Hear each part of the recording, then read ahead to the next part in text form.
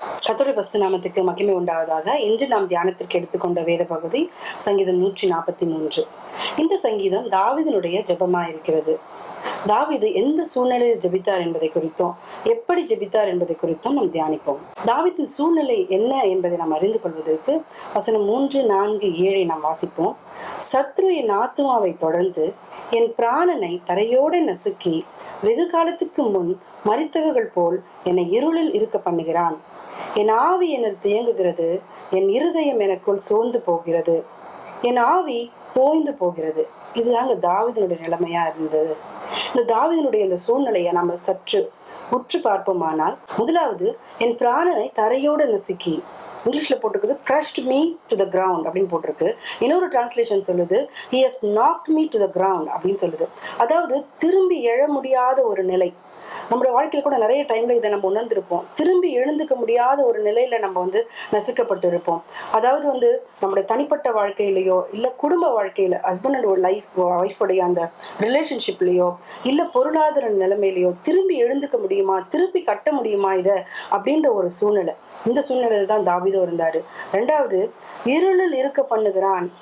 சத்ரு தாவீதை இருளில் இருக்க பண்ணுகிறானா. he forced me to live in darkness அப்படின்னு சொல்லிட்டு வேதம் சொல்லுது.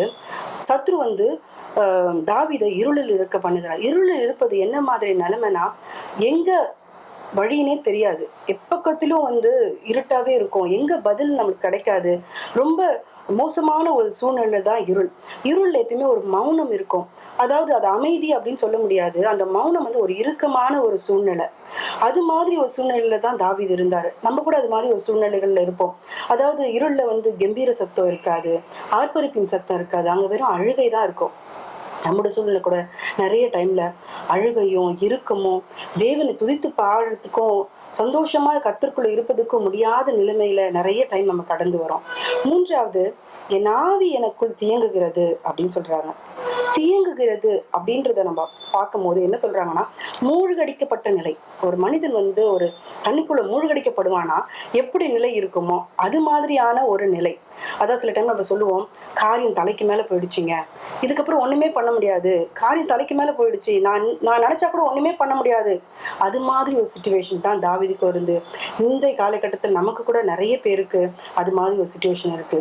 நம்ம காரியங்கள் தலைக்கு மேல போயிடுச்சு, நம்மளால ஒண்ணுமே பண்ண முடியாதுன்ற சுச்சுவேஷன்ல நம்ம வாழ்றோம். நாலாவது, என் இருதயம் எனக்குள் சோர்ந்து போகிறது. எப்போ சோர்ந்து போகிறதுனா, துணையற்ற நிலை. அதாவது தனிமையா ஆக்கப்பட்ட மாதிரி. சில டைம்ல நிறைய பேர் நம்ம கூட இருப்பாங்க, நிறைய மனிதர்கள் நம்ம கூட இருப்பாங்க. அவர்கள் எல்லாம் இருந்தா கூட நம்ம தனிமையா சில இதை நம்ம சந்திக்க நேரிடும். எல்லாரும் பக்கத்துல இருந்தா கூட நம்ம உதவி செய்வதற்கு யாரும் இருக்க மாட்டாங்க. அவங்களே உதவி செய்யணும்னு நினைச்சா கூட உதவி செய்வதற்கு ஏற்ற சூழ்நிலைகள் அமையாது. அது மாதிரி யாராலும் கைவிடப்பட்ட ஒரு நிலை. அந்த நிலையில தான் தாவீது இருந்தாரு. இந்த காலகட்டத்தில் நம்மளும் அது மாதிரி நிலையில நிறைய டைம் கடந்து போகிறவளா இருக்கிறோம். ஐந்தாவது என்ன சொல்றாரு, என் ஆவி தோய்ந்து போகிறது. தோய்ந்து போகிறது. நான் எந்த பக்கம் பார்த்தாலும் தோல்வி, எந்த பக்கம் பார்த்தாலும் தோல்வி, எதை எடுத்தாலும் தோல்வி. நமக்கு கூட நிறைய டைம்ல அப்படி ஆகுங்க. எந்த பக்கம் பார்த்தாலும் தோல்வியை தான் நமக்கு தேடும்.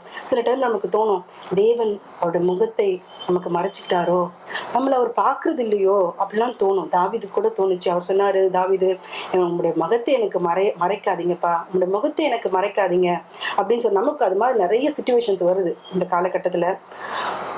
தேவன் முகத்தை மறைத்து கொண்டாரோ, நம்மளை பார்க்கலையோ, அது மாதிரி சிச்சுவேஷன்லாம் நம்ம அது மாதிரியான எண்ணங்கள்லாம் நமக்கு தோன்றுது.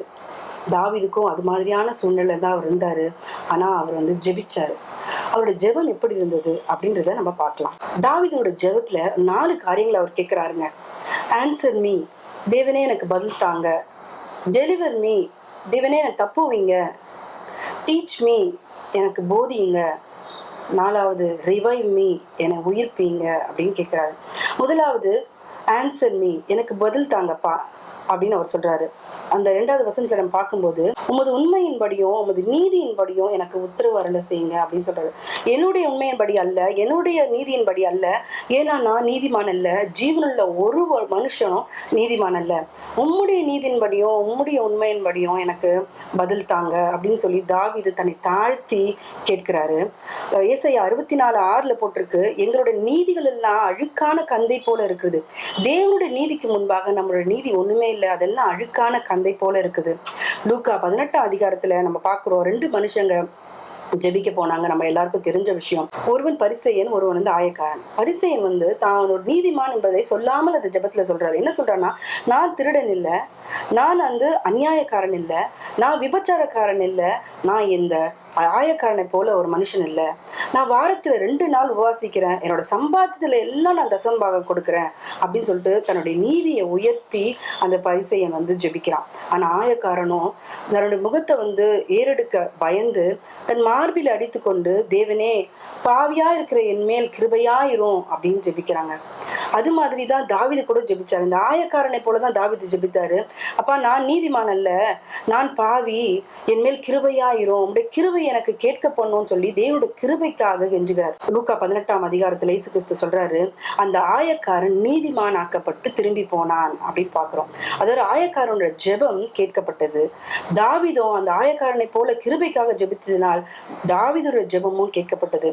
நாம கூட நம்முடைய நீதியை உயர்த்தி ஜெபிக்காமல், நான் உபவாசம் இருக்கிறேன், நான் ஜெபிக்கிறேன், நான் நிறைய நன்மைகளை செஞ்சிருக்கேன், அதனால எனக்கு பதில் தாங்கப்பா அப்படின்னு நம்ம ஜெபிக்காம அவருடைய கிருபைக்காக நம்ம கெஞ்சுவோமானால் நம்முடைய ஜெபமும் கேட்கப்படும், நமக்கு தேவன் பதில் தருவாங்க.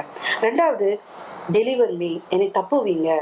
9ஆம் வசனம் சொல்லுது, என் சத்துருக்களுக்கு என்னை தப்புவீங்க, உம்மை புகலிடமாக கொள்ளுகிறேன் அப்படின்னு சொல்லி தாவீது சொல்றாரு. தாவீது புகலிடத்தை பத்தி அவருக்கு நல்லா தெரியுங்க. புகலிடத்துக்கு இன்னொரு அர்த்தம் மறைவான இடம். தாவீது சவுலுக்கு பயந்த போதும், தன்னுடைய மகனாக அப்சலோமுக்கு பயந்த போதும், அவங்களுக்கு 2 பேருக்குமே அவர் மறைந்து கொள்வதற்காக வனாந்திரத்திலையும் கெபியிலையும் போய் இருந்தாருங்க தாவீது.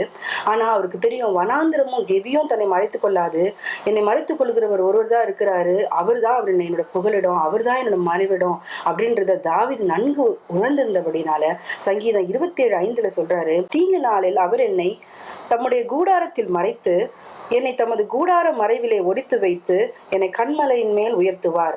இதை தாவீது தாங்க எழுதியிருக்கிறாரு. அவருக்கு தெரியும், கெபியோ வனாந்திரமோ என்னை மறைச்சு கொள்ளாது, என்னை மறைத்துக் கொள்கிறவர் ஒருவர் தான், அவர் தான் என்னோட புகலிடம் என்பதை தாவீது நன்கு அறிந்திருந்தார். நாம கூட தேவனை புகலிடமாகவும் மறைவிடமாகவும் கொண்டு ஜெபிப்போமானால் தேவன் நம்மையும் தப்புவிக்க வல்லவரா இருக்கிறாரு. இந்த காலகட்டத்துல வேதத்தை படிக்காதவங்க கூட, வேதத்தை பத்தி நிறைய தெரியாதவங்க கூட சங்கீதம் 91 படிக்கிறாங்க. ஏன்னா உன்னதமாரின் மறைவில் இருக்கிறவனுக்கு பாதுகாப்பு உண்டு என்பதை எல்லோரும் உணர்ந்திருக்கிறாங்க, எல்லோரும் விசுவாசிக்கிறாங்க. நாமும் அப்படியாகவே தேவனை புகலிடமாகவும் மறைவிடமாகவும் கொண்டு அவரை தப்புவிக்கும்படி சொல்வோமானால் கண்டிப்பாக தேவன் நம்முடைய ஜெபத்திற்கு பதில் கொடுத்து நம்மை தப்புவிக்க வல்லவராக இருக்கிறார். 3வது, டீச் மீ அப்படின்னு சொல்றாரு, எனக்கு போதித்தருளும். என்ன போதிக்க சொல்றார் அப்படின்னு 10ஆம் வசனத்துல பார்க்கும்போது, உமக்கு பிரியமானதை செய்ய எனக்கு போதித்தருளும். என்னதான் நம்ம வசனங்கள் படிச்சிருந்தாலும், நிறைய வசனங்களை நம்ம மனப்பாடம் செய்து வைத்திருந்தாலும், சூழ்நிலைகள் மாறும்போது, எல்லா பக்கமும் இருளா இருக்கும்போது, எப்பக்கம் திரும்பினாலும் தோல்வி வரும்போது, மூழ்கடிக்கப்பட்ட சூழ்நிலை மாதிரி நமக்கு வரும்போது, நமக்கு என்ன செய்யணும், தேவனுக்கு பிரியமாக எப்படி செய்யணும் என்பதை நம்ம மறந்து விடுவோம். தேவன் தாங்க அதை நம்ம போதிக்கணும். அதனாலதான் தாவீது சொல்றாரு, உமக்கு பிரியமானதை செய்ய எனக்கு போதித்தருளுங்க.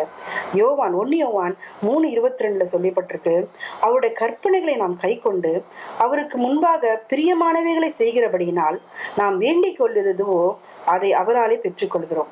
அவருக்கு பிரியமானதை நாம் செய்யும் போது நாம் வேண்டிக் கொள்வதை நாம் தேவனிடத்திலிருந்து பெற்றுக்கொள்ள முடியுங்க. 4வதாக, ரிவைவ் மீ, என்னை உயிர்ப்பீங்க. 11ஆம் வசனத்துல போட்டிருக்கு, உம்முடைய நாமத்து நிமித்தம் என்னை உயிர்ப்பையும். சத்ரு என்னை அழிக்க பாக்குறான், என்னை குழியில இறங்க பாக்குறான், ஆனா நீங்க தேவனே என்னை உயிர்ப்பீங்க. ஏன்னா நீங்க மாத்திரம்தான் என்னை உயிர்ப்பிக்க வல்லவர். நம்ம உயிர்ப்பிக்க ஒருவர் இருக்கிறார் என்றால தேவன் மாத்திரமே. ஏசாயால 57:15 போட்டிருக்கு, பணிந்தவர்களின் ஆவியை உயிர்ப்பிக்கிறதற்கும் நொறுங்கினவர்களின் இருதயத்தை உயிர்ப்பிக்கிறதற்கும் நொறுங்குண்டு பணிந்த ஆவி உள்ளவரிடத்தில் வாசம் பண்ணுவேன் அப்படின்னு சொல்றாரு. நொறுங்குண்ட இருதயத்தில தேவன் வாசம் பண்ணுவாராங்க. சங்கீதம் 34:18 சொல்லுது, நொறுங்குண்ட இருதயம் உள்ளவர்களுக்கு தேவன் சமீபமா இருக்கிறான்னு சொல்லுது. சங்கீதம் 51:17 சொல்லுது, தேவனே நொறுங்குண்டதும் நறுங்குண்டதுமான இருதயத்தை நீ புறக்கணியீர் அப்படின்னு சொல்லுது.